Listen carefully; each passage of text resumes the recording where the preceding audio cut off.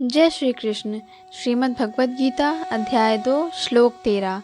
देहिनो यस्मिन् यथा देहे कौमारं यौवनं जरा तथा देहांत प्राप्तिर्धीरस्तत्र न मुह्यति।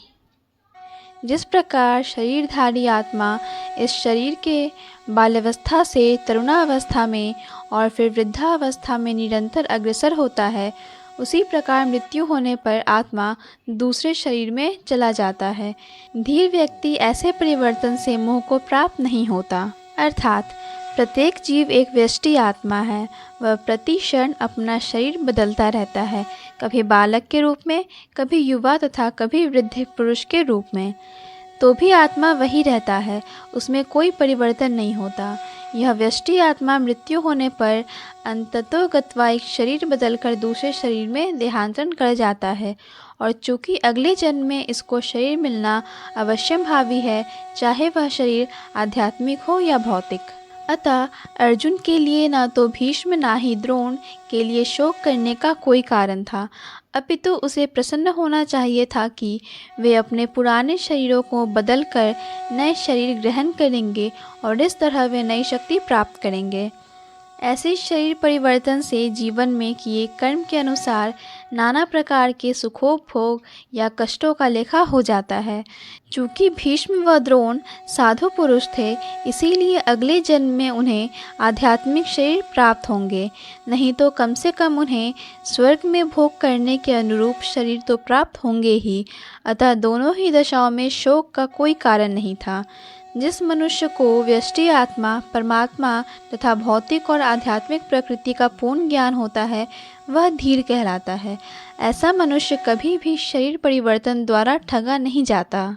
आत्मा के एकात्मवाद का मायावादी सिद्धांत मान्य नहीं हो सकता, क्योंकि आत्मा के इस प्रकार विखंडन से परमेश्वर विखंडनीय या परिवर्तनशील हो जाएगा, जो परमात्मा के अपरिवर्तनीय होने के सिद्धांत के विरुद्ध होगा।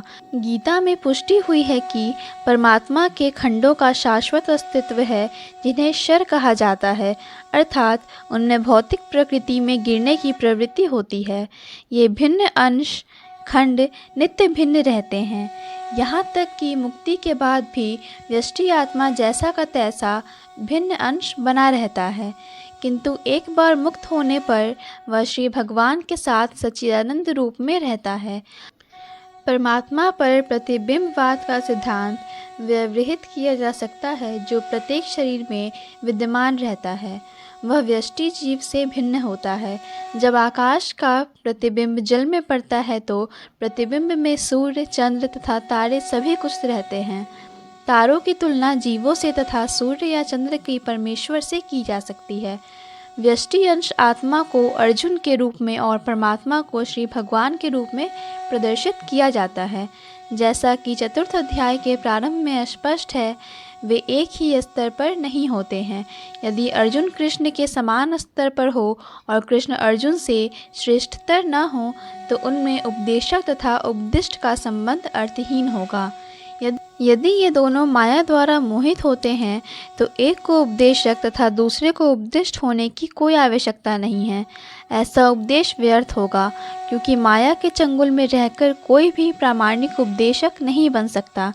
ऐसी परिस्थितियों में यह मान लिया जाता है कि भगवान कृष्ण परमेश्वर हैं, जो पद में माया द्वारा विस्मृत अर्जुन रूपी जीव से श्रेष्ठ हैं। जय श्री कृष्ण। पूर्ण भगवद गीता के श्लोकों को सुनने और समझने के लिए कृपया हमें सब्सक्राइब करें। वीडियो पसंद आया हो तो लाइक और शेयर करें।